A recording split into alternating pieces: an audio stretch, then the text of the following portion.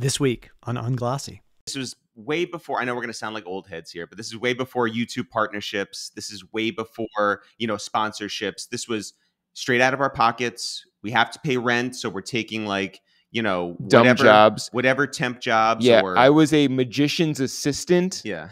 Off of, off of Craigslist. Yeah. Listen, guys, you got to pay that rent, right? Yeah. From the top. Yeah. I'm Tom Frank. I'm Mickey Fax. And I'm Jeffrey Sledge. Welcome to Unglossy, decoding brand and culture. I'm Tom Frank, partner and chief creative officer at Merrick Creative. This is Mickey Fax, hip-hop artist and founder and CEO of Pendulum Inc. And that is Jeffrey Sledge, a seasoned music industry veteran who has worked with some of the biggest artists in the business. We're here to explore the moments of vulnerability, pivotal decisions, and creative sparks that fuel the relationship between brand and culture. Get ready for thought-provoking journey into the heart and soul of branding, the unscripted, unfiltered, and truly unglossy truth. All right, folks, we're back for another episode. And this one, I say this every time, but this one's good. This one's really good. Now, we do have a little bit of a curveball thrown at us here, though.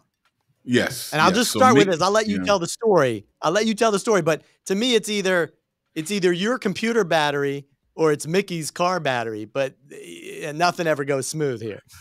I made sure, I was like, I cannot have any glitches with my computer, so I charged my shit up because I actually didn't charge last night, but I charged my shit up this morning. I was ready to go. But Mickey left his hazard lights on for some reason last night, and his car's battery died. Who leaves their hazard lights on? I don't know. And I actually didn't know that hazard lights could kill your car, because I thought I thought that actually went to like a separate thing. I didn't know it went on the car battery. But anyway, his car is dead. He was going to get a jump. The people said they were going to come at like 10:40, but then they couldn't come till like close to 12. And he has to go. He has a performance, and he's participating in InvestFest, which is a big conference this weekend here in Atlanta. And so he couldn't make it. And of course, his name was brought up 1,000 times on this podcast. I mean, the show must go on. The show got to go on, because these guys are also very hard to catch. They're very hard to catch. So yeah. if we'd have tried to postpone it, because we postponed it once already. They're busy guys, so we had, that's why I was like, we got to go, because we don't know when it'll happen again. We'll be wearing coats when the next time it happens again, I mean, but it's a good show. Great show, actually. I was impressed for me scheduling these two guys. And then little do I know that you know them extremely well. Mickey knows them extremely well. Yes. I mean, and these guys are awesome. We had Eric and Jeff Rosenthal. If you guys, if people listening don't know It's the Real, then you're going to learn all about it, because it's the real deal. Yeah. And that's why I love these guys. I love them. And that's why I wanted to do it anyway, because my relationship with them is so tight. I knew I could carry it even if Mickey wasn't here, because of my relationship with the guys. Missed Mickey, and I know he's mad sad, as we say, that he couldn't make it, but it's a great show. We cover the blog era, we cover their podcast, we tell stories, some funny. It was just a great episode. It's a great episode. It was a good episode. I laughed a lot at this one. Yeah. And we could have talked to these guys for probably another 4 or 5 hours, but easily. Yeah, there's a lot of stuff I didn't even bring up, because we didn't have the time. Yeah. But it was a great episode. I mean, with that, I think we just dive right in. Sorry, Mickey. Let's go. We'll catch you next show. But here we go with Eric and Jeff Rosenthal. Unglossy is brought to you by Merrick Creative. Looking to skyrocket your business's visibility and drive growth? At Merrick Creative, we solve your brand and marketing woes. With big ideas, decades of experience, and innovative solutions, we'll draw in your target audience and keep them hooked. Remember, creativity is key to success. Partner with Merrick Creative and unlock your brand's potential. Learn more at merrickcreative.com. And now, back to the show. Today, we got not one, but we got two guests that apparently we all know. They are the creative minds behind It's the Real. These brothers from Harrison, New York, have made a name for themselves in the entertainment industry with their sharp humor and deep passion for music and culture. Starting with weekly sketches in 2007, they quickly gained attention for their humorous and insightful takes on the hip-hop scene. Their podcast, A Waste of Time with It's the Real, featured candid conversations with some of the biggest names in entertainment. Most recently, Eric and Jeff launched the Blog Era. Very good, and we're going to get into that. A deep dive into the transformative period of hip-hop industry, exploring how the rise of blogs changed the music industry forever. Despite their success, they remain grounded and authentic, always pushing the boundaries of comedy and entertainment. Let's dive in to the unique journey and the impact of It's the Real. Please welcome Eric and Jeff Rosenthal. Hey, good to be here. Thanks for having us, guys. Wait, how often do y'all get interviewed? Here and there. Yeah. I think that like podcasting is like a wild thing where it's like everyone who's got a mic is now like interviewing. So that's exactly who we are. Yeah. We're people with a mic. But it is this thing where it's just like, we could be on one side of the interview spectrum. We could also be on the other. So it's all good. It's just a conversation. And like, this is an easy conversation for us because like you guys are just, like this whole thing is going to be a lot of fun. We're ready for it. And it'll just be a back and forth. And we're excited to be here. Wait, one more question. Is that the same apartment? It looks... No, that's a different apartment than I went. This is a different apartment. It's a different apartment than you were here. Yeah. So Jeff was on our podcast, A Waste of Time with It's the Real. When you were talking about big names, Jeff Sledge is one of those big names. That's right. Yeah. And Jeff came over to our last apartment where we sat at our kitchen table in our kitchen. Which was like you could like stand there and reach both of your arms out and touch both the walls, right? So we are grateful that Jeff would sit there with us for 2 hours in our kitchen and have honestly a conversation that still carries on to this day. Like there's clips that you'll see go viral like every other week that Jeff is a part of, and it's just that's such a blessing, and we're really really grateful for that. So thank you, Jeff. That was a fun time. That was a great podcast. I had a good time on that day. But anyway, let's move forward because Tom's feeling left out. Every day I learn more about the mysterious Jeffrey Sledge. But hey, I want to start from the early days because I'm amazed by you guys. Like, I mean, how did this? We all look at you today and we're like, these guys always had it. It was easy. They've done it all. But I'm sure it wasn't. Like, how did you even get into this? How did it start? Did you just always know this is the path you were taking? No. Or did you go off on other paths and end up here? Life is not a straight line, right? So we're originally from Westchester County, 914, about 30 minutes north of New York, and just actually a town over from where Jeff grew up. And we were outsiders, right? We were guys who loved hip hop. We listened to Hot 97. We read Double XL magazine. We watched BET. But like hip hop was at a remove. It was like an arm's length away, right? We would never ever meet our musical heroes, right? Or the people behind the scenes who made these machines go. So we were just fans. We loved this thing from afar.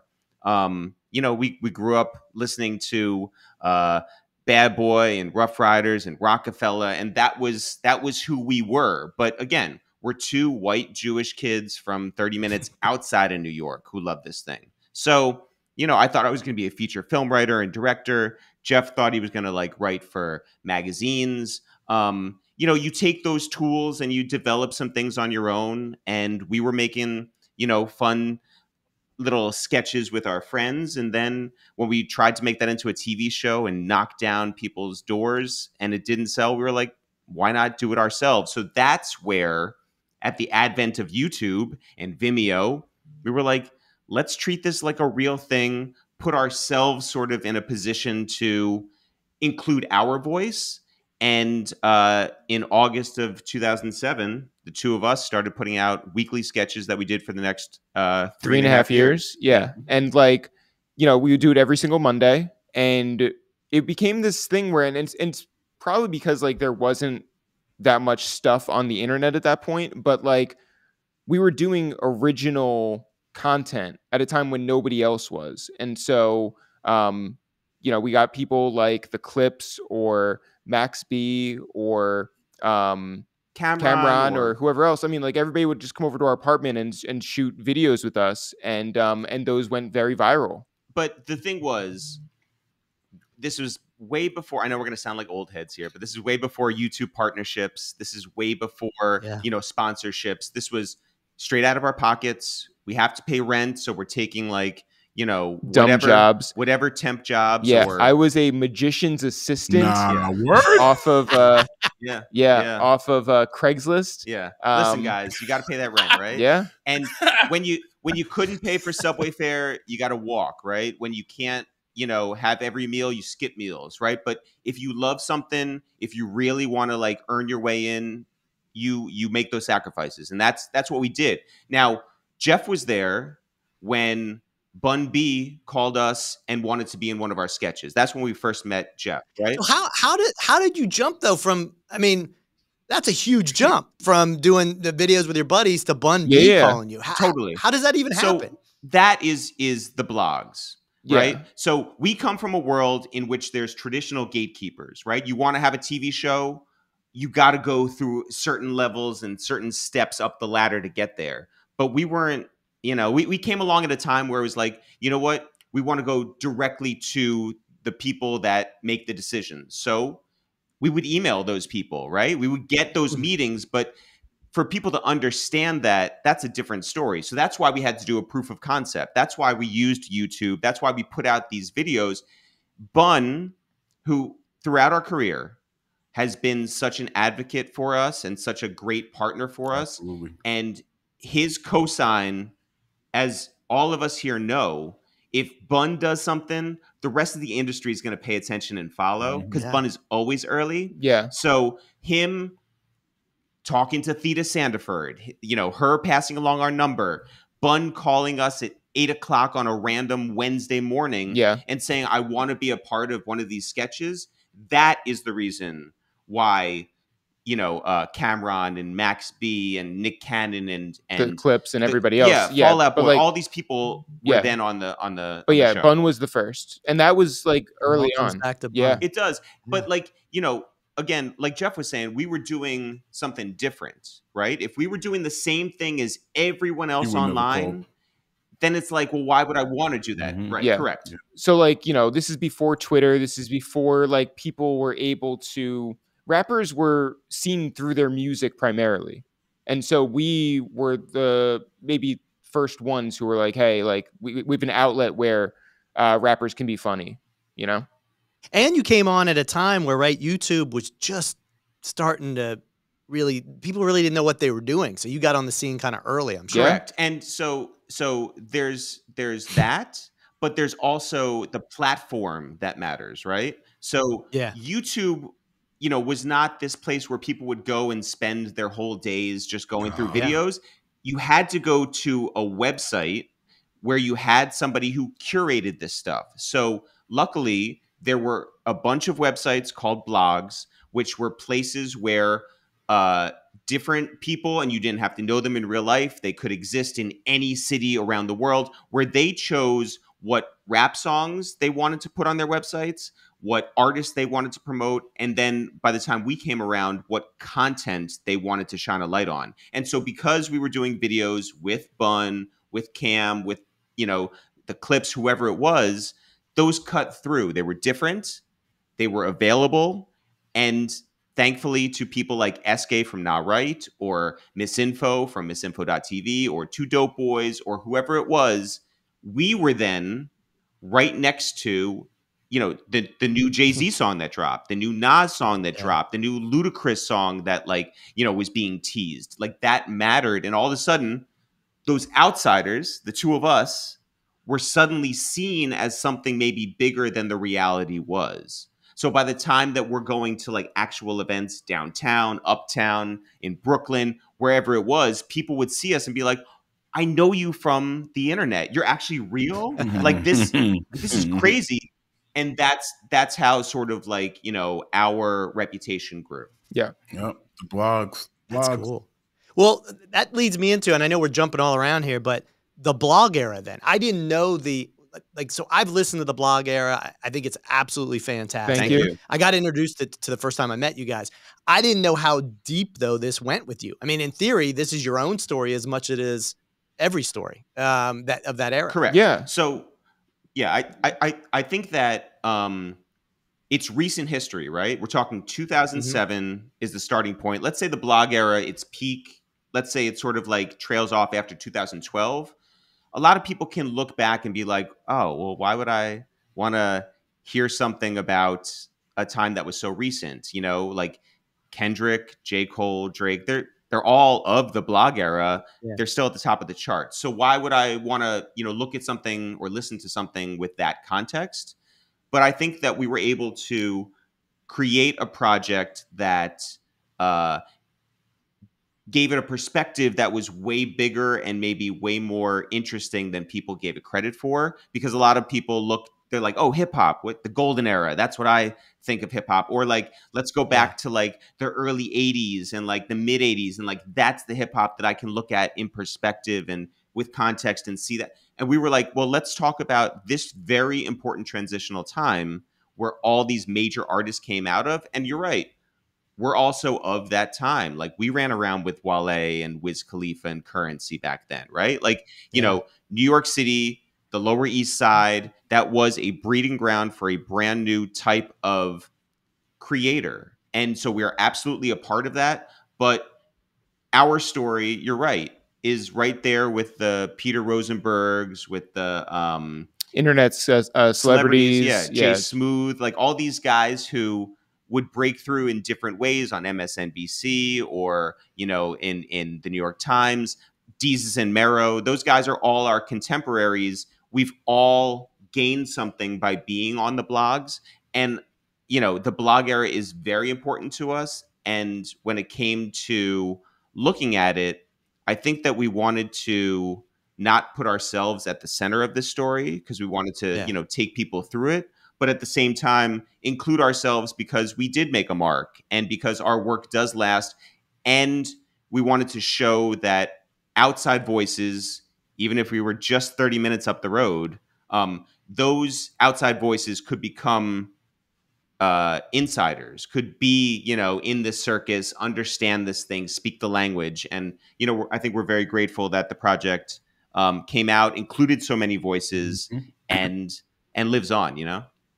I mean, it's amazing. It's amazing how many voices were involved. And it's funny, you say it doesn't seem like it's that long ago, but in terms of just where technology is, how things are promoted, it does feel like a long time ago that we listened to blogs were at that focus because it's changed so rapidly. Like it's right. I mean, it's completely different today than it was just 10 years ago. Yeah, and I think that's like one of the things that we wanted to deal with, right? Like this is a story that people always talk about the blog era, especially like on Twitter or just like, there's people of a certain age are like, oh, like that was my time, but there's so few people who understand why any of the things happened the way they did.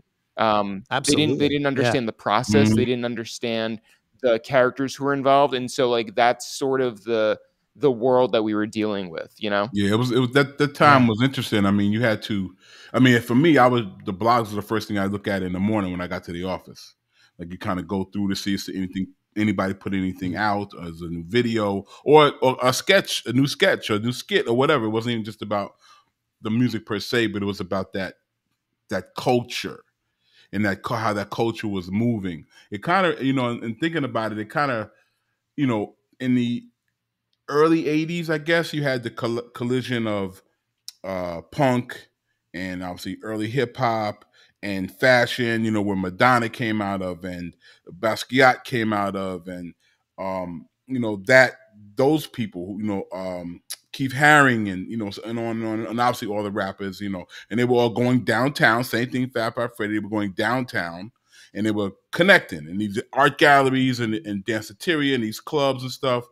And this was the same thing, but I don't think anybody realized what was happening. People were going, like you said, Lower East Side. It was fashion guys in there. Obviously, it was hip hop guys in there. It was journalists in there. There were big time photographers, and we would all be in these spaces, just kind of hanging out, not even knowing what's coming next. We didn't know what the fuck was coming next. We didn't know we could make it a career. We didn't know if it would be here next week even, but it was just something that we loved, and we all kind of connected to it.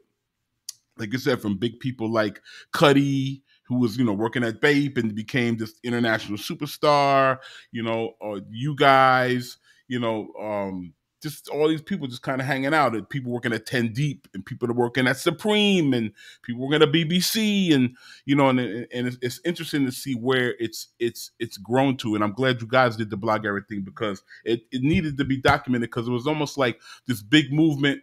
Like it was to me, it was as big a movement as like the late 60s. With their thing and rock and roll and, hate Asbury and all that stuff.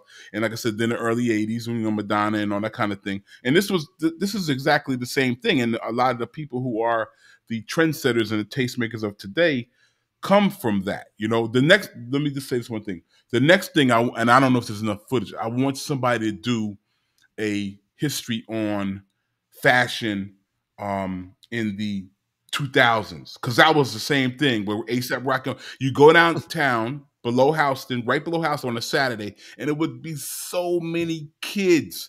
It would be just kids all over the street comparing fashion and hanging out, and Virgil and all these people. I want somebody to I hope somebody has enough footage to kind of do that. But back to you guys. I'm glad you guys were able to. Well, yeah. There's your next project right there. So that was an idea, by the way. Because if you went down on the Saturday, it was real. Yeah, there was supposed to be. That's one of the things that we were going to include in the Blog Era podcast, wow. And then we were like, oh, maybe that's like a second season. But we felt like the story of fashion, it would have the same sort of up and down trajectory as the first season, and so we were like, we don't want to just replicate it. But and also somebody should tell that story. It's an incredible story. I spoke to Scott from 10 Deep about his story, and it's just like somebody should help him tell that. It's a very dynamic and interesting epic story. Yeah, but I bet. In terms of like the story that we ended up telling for the Blog Era podcast, it is this story that is about music and technology coming together, right? There is that intersection, and that does matter. But like the really deeper stories are about race and class and the American dream, both realized and snatched away, because these are things that always come around. There's always this wheel, right? Where it's like you have the people who are the gatekeepers, then you have the people who disrupt things, then eventually, and this always happens, the disruptors become the new gatekeepers. Yep. And the wheel continues. But what makes the Blog Era interesting is by the time that Odd Future comes around and they can't get the attention of the bloggers, they shoot out, beyond the cycle, right? They're like off because they could just distribute everything themselves. They could get the word out on social media. They can go directly. They don't need a middleman anymore. They didn't need a middleman. They go directly to their fans. Yeah. And so because it's thrown off, and you have a SoundCloud, coming out, and you have like all these other opportunities to get around traditional gatekeepers, all of a sudden the playing field is just spread all the way out. And so that's what makes this thing interesting, where it's like, oh, you can't have, like, the buildings take back control, but all of a sudden they can't get control of what these kids are doing. Right. They're trying to keep up. What's okay? Was it the wag the dog? It reversed around. The tail was wagging the dog. Absolutely. Yeah. So I want to know more about the production of this, right? I mean, this was a massive project. This didn't happen overnight, right? If I remember correctly, this was like a three-year project, right? Or maybe more. Yeah. So this, so it started in 2020 during the pandemic. So we were inside. We had no idea what was going on. Like, you guys remember, like, there were times when it was like, and it's hard to believe now, right? Now that we've sort of come out the other side, it is very hard to believe that there was a time like where we didn't know how this thing was moving. We didn't know, like, we have a third brother. We would not let him come into our home, right? He's still mad about that, by the way, because we were just like, I don't know who you're around. Like, I don't know how you're going to spread this thing. He's like, nobody. Yeah. And so he was like, I just want to use your laundry room. We were like, no. Yeah. So what happened was, we were like, Jeff wanted to tell a story. We had done a weekly podcast for 5 years, right? The same one that Jeff was on, the same one that, like, Rick Everybody was Ross and on. Cardi B was on. Right. Yeah. Everybody. But like we couldn't then invite strangers over to our apartment in good faith, right? Like we didn't know if we would spread something, they would spread something. You can't. You have an airborne disease. It's probably not great to have an The artist Migos and and their friends. 30 people. Yeah, come over. So what that meant for us was let's try to tackle storytelling in a different way. Now, I just want to say, if people are listening and they're like, wait, how did the guys do sketches and then end up in this place where they're taken seriously as like documentarians? It is this thing where it's like, look, we have the tools, we're just using them in a different way because we're the same guys. We've always been It's the Real. We've always been like openly like these funny guys who are good storytellers, whether in our sketches, our music, our like absurdist interviews with people like Stevie Wonder, or the television show that we wrote that was not made, unfortunately. But all these things, the same thing that ties all these things together is that we're talented storytellers. So this was just storytelling in a different fashion, which is what Jeff wanted to do. Yeah. And I mean, like, so what happened was that Rick Ross's team had reached out to us to do an anniversary episode of Teflon Don. And so we did an oral history based off of, we were like, oh, we know a lot of the people who were involved in that album. We talked to probably like 10 people and we put it out. And like, it was so, we'd been doing weekly content for so long. And then during the top of the pandemic, we were doing daily content. And to do this thing that was more focused on like a long-term, like it was edited, it was produced, it was thought out as opposed to like a casual conversation or an interview talking about somebody's life. We were just like, oh, this is so different and it flexes different muscles. And when we took a break for a week to like figure out our next move, because we've been doing daily podcasting for, I want to say 3 months. Yeah. And we were just exhausted. We were like, oh, we need a break to just figure shit out. And then day one, we thought, oh, like, let's tell the story. Let's tell the story of the blog era. And we wanted to be the ones to tell it because we lived it. Yeah. Right. We didn't want like an outsider, like, and that's why it worked, honestly. I mean, you were so integrated as part of it. That's to me the magic of it. Well, so we have the access because of that, right? Yeah. Like we can make the phone calls, and that's what we did. So this was a process. We were like, oh, this will take 2 months, and we'll put it out on the same feed as a waste of time, and we'll just continue this thing when all of this settles out. But it just kept going, and it got deeper and deeper. We called Jeff because Jeff's our friend, right? But there were things in there where Jeff was just like, oh, how about this thing? And it would send us in a new direction where we hadn't even thought of that before. Like, could the story have just been very surface level? For sure. But Jeff was like, hey, by the way, here's my experience with, the end of Jive and like what Battery was and how Mickey Fax settles into this thing.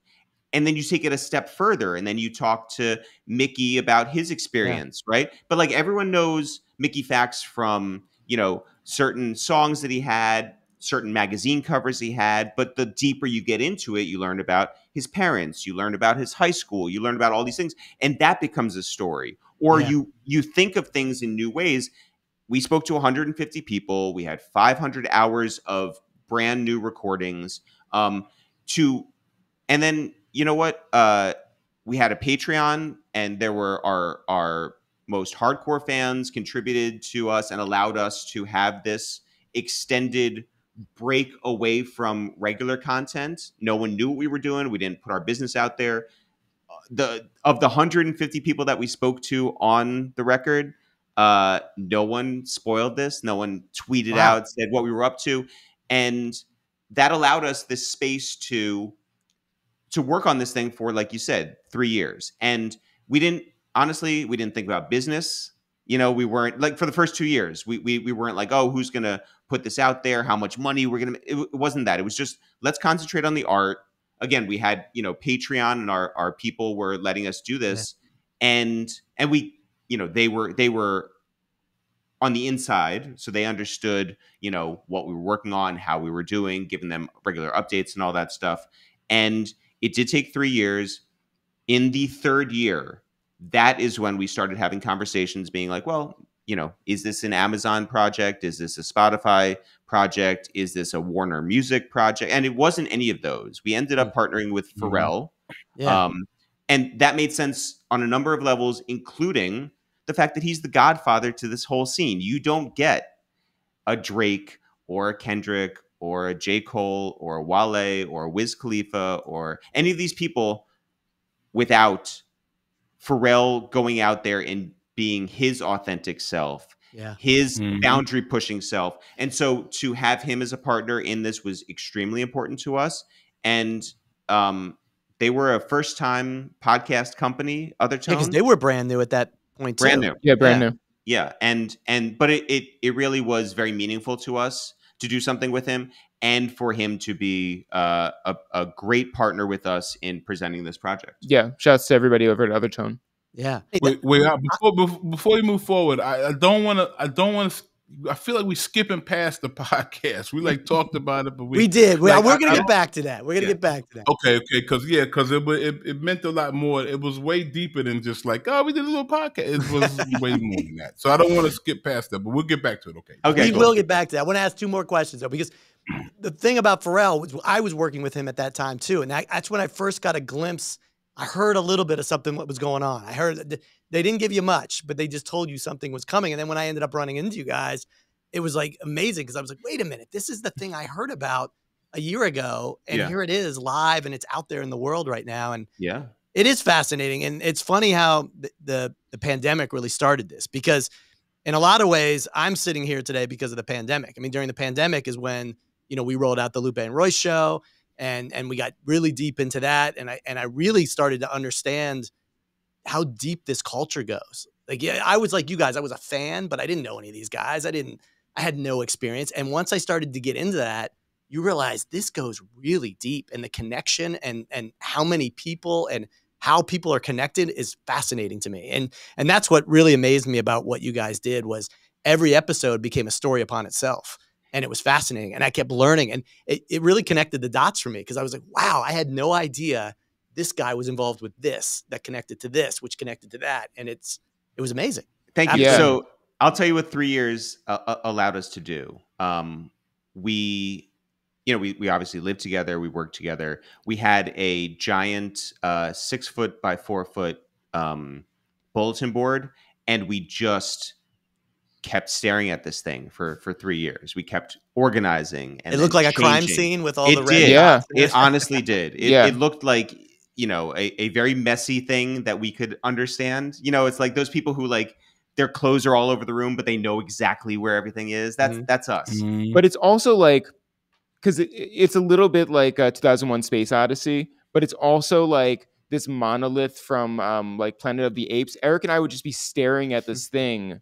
Basking in the power, trying to figure it out for I don't know, hours at a time. But because of that and the long walks that we would take and the conversations that we would have, we were able to figure this thing out and connect dots that maybe you would not have known, maybe someone else who was running a blog would not have known, but also that we as observers and participants in could never have known. So we're grateful for taking the time and really not following some sort of arbitrary deadline, not just, settling. We never settled. We kept digging and digging, and we found answers that were extremely meaningful. And if you listen to the project, stand up. Yeah, I mean, we were trying to answer very big questions, why did this thing happen? Why is it no longer here? And, none of this stuff had ever been really reported or talked about. And, none of this stuff, a lot of the websites that were so important a decade and a half ago are no longer here. Their archives are, inaccessible or broken, or the ways that we used to experience the internet, that's just not possible anymore. And so it took a lot of reporting and digging and clicking on links that went nowhere. And so had we not taken 3 years, it would have been, had we only done the 2 month thing, it would have been a very different more surface level thing. And by the way, we would call Jeff up and we would be like, yo, so we just found this out. What do you think about this? Or, you know, we'd be like, Jeff, where were you when you first heard about Soulja Boy? And so like that would unlock something in the back of Jeff's head. And he'd be like, wait, hold on. He talked like he did a song about like his like bathing apes or whatever, right? Yeah, apes. And I remember that. He was still living in Mississippi. Yeah. And like that sent us on a whole nother thing. Or we'd be like, tell us about Lil B, or like all this stuff that, you know, I think a lot of people either forgot about or take for granted. And because of the discussions that we had with Jeff, with Plain Pat, with SK, with Wiz, with Big Sean, with, you know, Sav and Steve-O, whoever it was, you know, you get this perspective that a lot of people, again, just take for granted and have forgotten about. Now it's in a historical record, and people can go back and hear from the actual people who lived it. Yeah, just one last thing, which is that Mickey was so accessible to us, and we just kept going deeper and deeper and deeper into his story. And it's interesting because, like, originally I think that Mickey was going to play a fairly minor role in the podcast. Like he was not an immediate main character for us.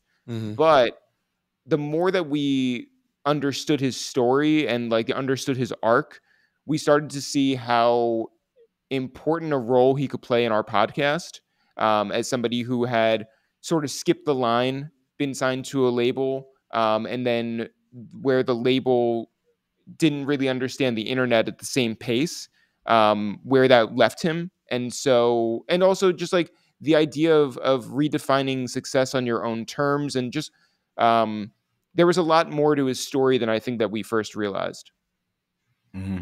Mickey, who is always with us on these podcasts. I won't get into his story today. The one podcast he should have been on. Yeah, he had a little issue today, so but he might bounce back. You never know. We are going to dive deep into Mickey's backstory at some point, because I think a lot of our listeners don't know the full story of Mickey Facts, and it is a fascinating one.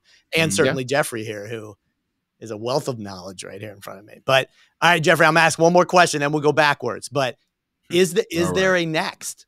Is this a thing that will exist by itself, or will there be another part of it? Will there be a part 2? Yeah, I think that we are working on a not a part 2, but we are working on another thing in that universe. Okay. And so we are in the process of selling it and making it and doing all of that. But I think what we're excited about is the fact that to have, we spent 15 years doing weekly content. Everyone knew what we were up to all the time. To have dedicated such a long time to one project was certainly new for us, and it was received so well. I think we were very excited about that type of storytelling, and that has opened up new opportunities for us to continue to do that. In addition, we still have stuff that we do on a semi-regular basis that is out there. Like, we have a podcast with the Locks, who are, again, 914 guys, Westchester guys who speak the same language. Although, by the way, Jada changed his number to a 917 number. So, I mean, like, I don't know if we're... That's whack. That's whack. It is whack. It is whack. But we're, we have a podcast that we do with them called Two Jews and Two Black Dudes Review the Movies. That's a very fun, hang. It's a fun idea, and that is something that, like, if people miss the conversational stuff that we do, that's where you can go get that. We did a new episode based around their Tiny Desk episode that I saw that came out recently. Yeah. So, but to answer your question more specifically, we are working on a project that I think is similar in storytelling to the blog era. Well, especially because, like, the blog era is such a rich time. Like, it's so big, and, like, the podcast that we did... Pause. While the podcast that we did is so dynamic and it contains a lot of stories, like, it's just one way of doing it. And so there's more... There's more on the way to cover. Yeah. But, like, we're not going to be like the SoundCloud guys. We're not going to be the what's the next era guys. Right. Like, that's not our thing. Yeah. That was part 1 of our conversation with Eric and Jeff Rosenthal. Don't miss part 2. All right, folks. That's our show. Tune in to Unglossy, Decoding Brand and Culture on Apple Podcasts, Spotify, or YouTube. And follow us on Instagram at UnglossyPod to join the conversation. Until next time, I'm Tom Frank. I'm Jeffrey Sledge. Smicky!